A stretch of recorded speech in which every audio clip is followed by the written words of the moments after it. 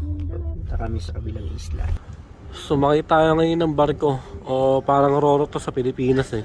Biyaheng sa Luzon to Harad, Norway. Ayun, ang daming sasakyan dyan sa baba. Itong barko na sinasakyan natin, electric ship siya.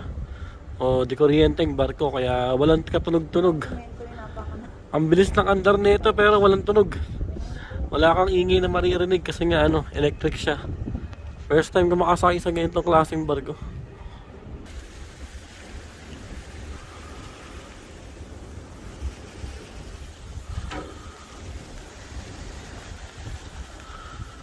Mabilis yung andar ng barko na to pero wala kang maririnig na ingay. Kasi nga siya, electric. Ang bangis din no?